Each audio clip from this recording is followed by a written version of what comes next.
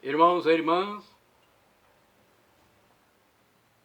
vamos a mais uma liturgia da palavra, momento de fé, de introspecção e meditação nos meus endereços telemáticos, Paulo Roberto Maciel, Maciel 7919. Inscreva-se, dê um like, compartilhe para nós aumentarmos nossa rede de amizade. Neste vídeo eu passo as liturgias aqui nos meus endereços telemáticos, Paulo Roberto Maciel 7919, referente ao dia 24 de janeiro de 2024, quarta-feira, memória de São Francisco de Sales, bispo e doutor da Igreja. A cor dos paramentos litúrgicos é branca. No rito da celebração temos o prefácio comum ou dos pastores e o ofício da memória. Portanto, hoje, missa dedicada a São Francisco de Sales. Não é o São Francisco de Assis. Muita gente confunde.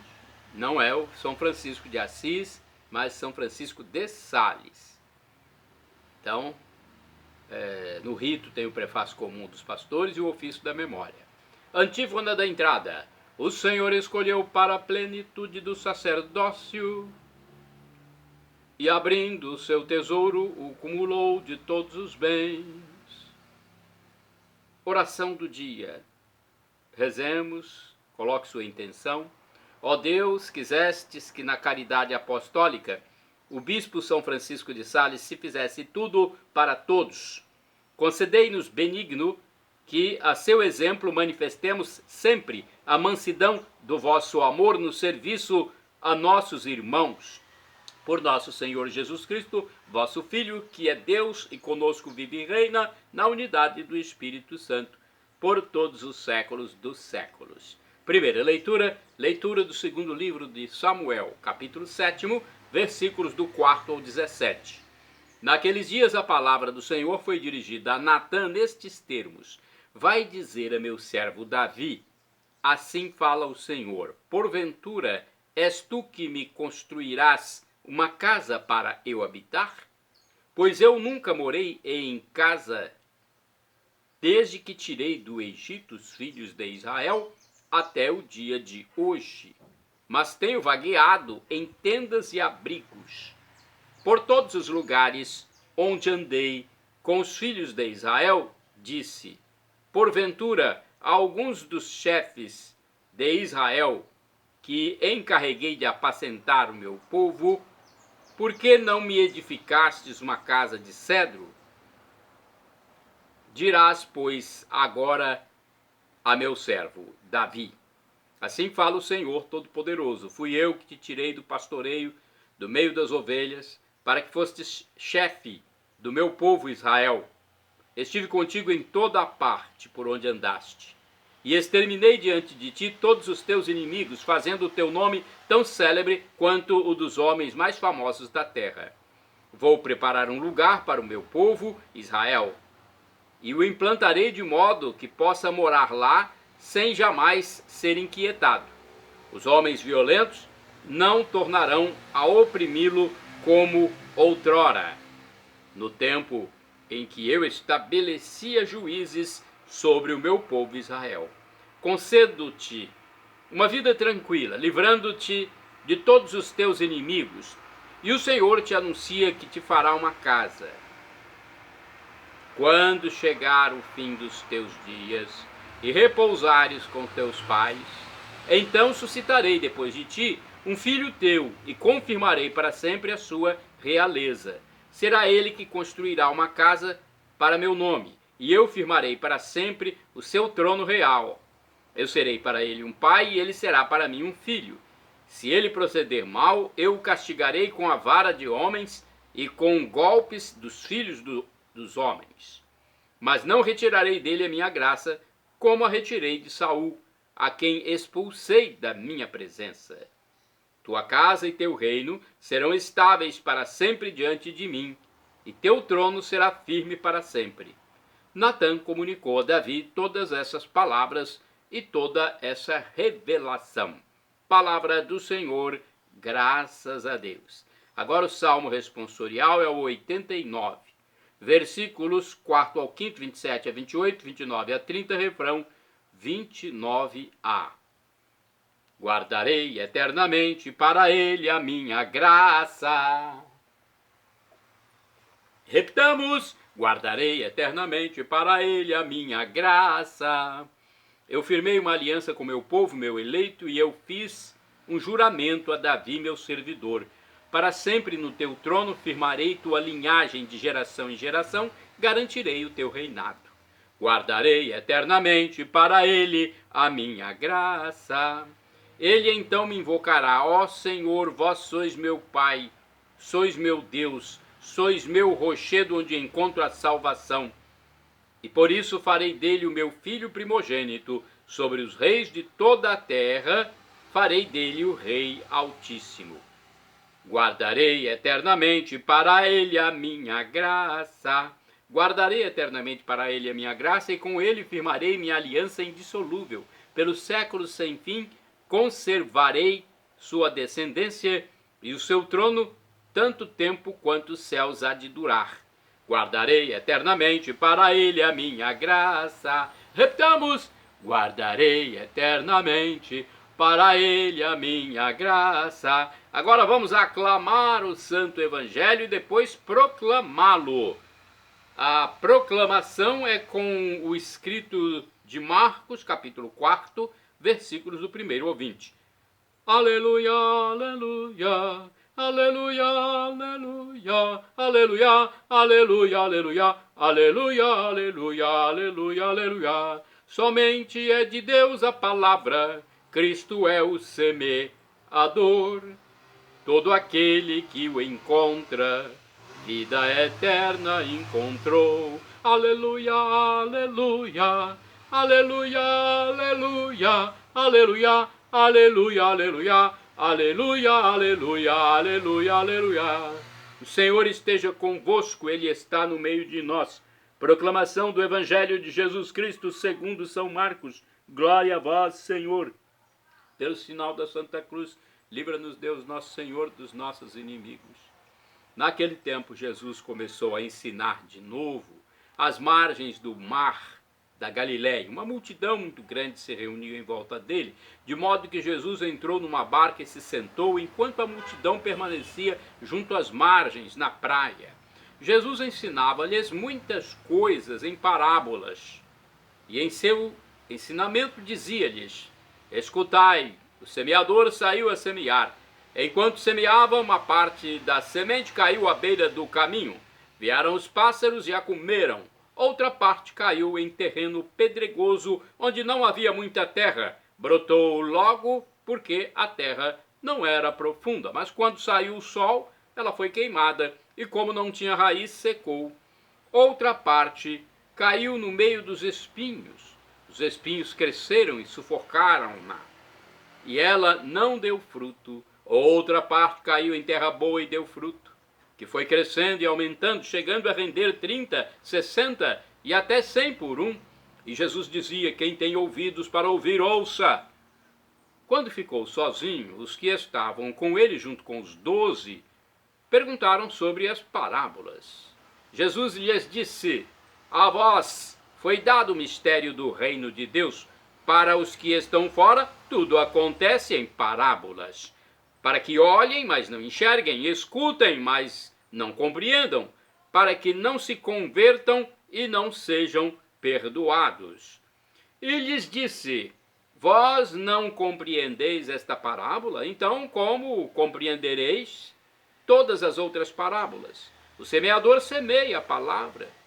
Os que estão na beira do caminho são aqueles nos quais a palavra foi semeada. Logo que a escutam, chega Satanás e tira a palavra que neles foi semeada.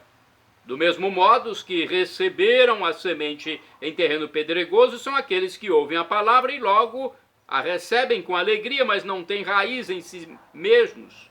São inconstantes. Quando chega uma tribulação ou perseguição por causa da palavra, logo desistem. Outros recebem a semente entre os espinhos, são aqueles que ouvem a palavra, mas quando surgem as preocupações do mundo, a ilusão da riqueza e todos os outros desejos, sufocam a palavra e ela não produz fruto.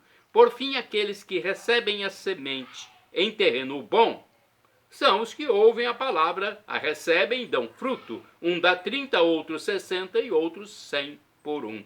Palavra da salvação, glória a vós, Senhor. Vamos às reflexões.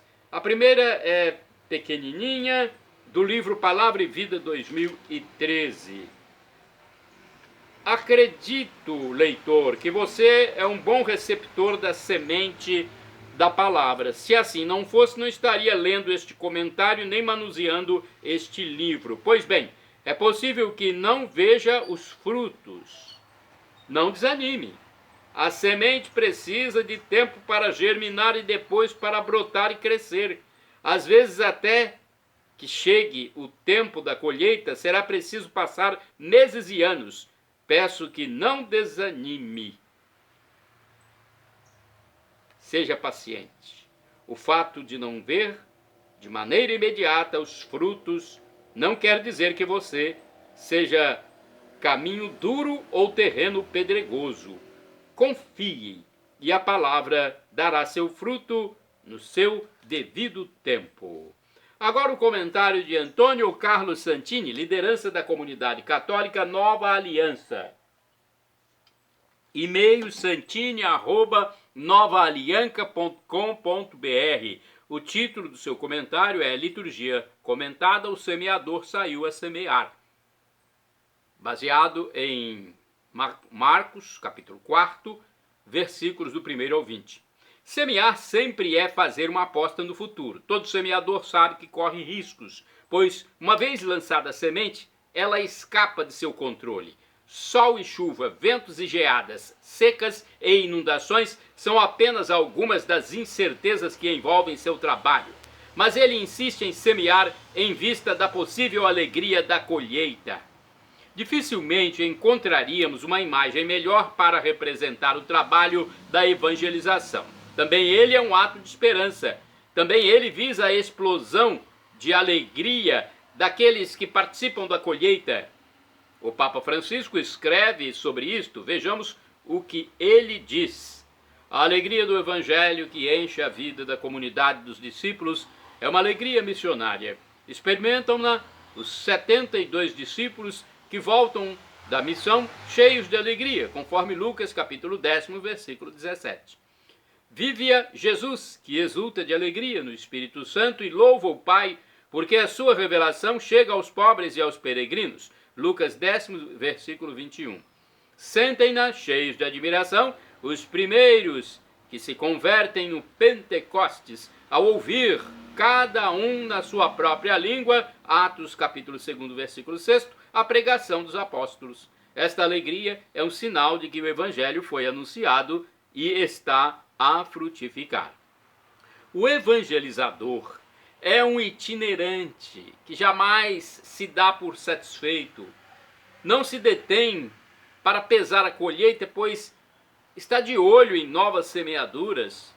Observa o Papa ainda. Mas esta alegria contém sempre a dinâmica do êxodo e do dom de sair de si mesmo, de caminhar e de semear sempre de novo, sempre mais além. O Senhor diz: vamos para outra parte, para as aldeias vizinhas, a fim de pregar aí, pois foi para isso que eu vim. Marcos capítulo 1, versículo 38.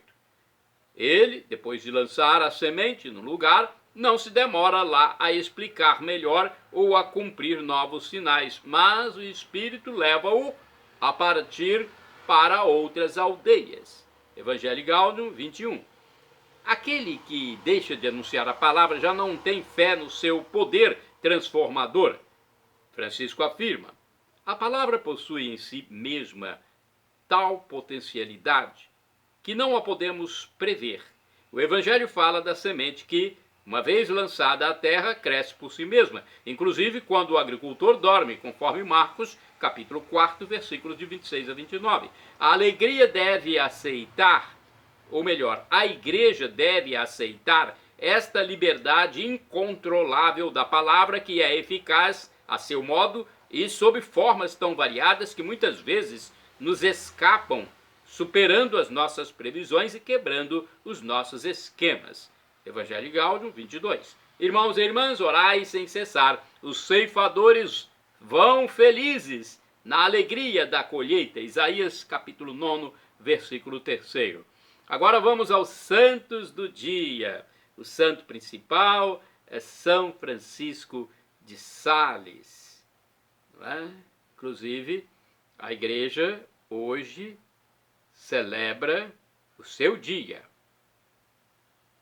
Vamos falar sobre ele então, 24 de janeiro. Missa em memória de São Francisco de Sales, bispo e doutor da igreja. Faleceu em 1622. Nasceu no Castelo de Sales, na Sabóia, no ano 1567. Sendo bispo coadjutor de Annecy, foi nomeado bispo de Genebra numa época de grande conturbação religiosa na Europa, junto com sua discípula, Santa Joana de Chantal, fundou a Ordem da Visitação. Pastor zeloso e exímio diretor de almas, ficou conhecido como santo da doçura e humildade. Escreveu vários livros, dos quais o mais famoso intitula-se Introdução à Vida Devota. Temos mais dados aqui do padre Evaldo César de Souza, um escrito dele para o site A12. Francisco, primogênito de 13 irmãos, nasceu no Castelo de Sales em 21 de agosto de 1567. Na juventude, Francisco mudou-se para Paris, onde fez estudos universitários. O menino estudou retórica, filosofia e teologia. Recebeu também lições de esgrima, dança e equitação. Mas, no fundo, sentia o chamado para servir inteiramente a Deus e por isso fez voto de castidade e se colocou sob a proteção da Virgem Maria. Aos 24 anos, Francisco voltou para junto da família e recusou a vida que seu pai havia planejado para ele.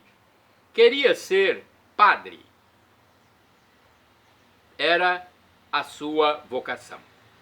Com a ajuda de um tio sacerdote, o jovem conseguiu ocupar o posto de capelão na catedral da cidade. Durante os 5 primeiros anos de sua ordenação, o então padre Francisco se ocupou com a evangelização entre os protestantes. O nome do padre Francisco começava a emergir como grande confessor e diretor espiritual. Em 1599 foi nomeado bispo auxiliar de Genebra. Dom Francisco de Sales fundou escolas, ensinou catecismo às crianças e adultos, dirigiu e conduziu à santidade grandes almas da nobreza.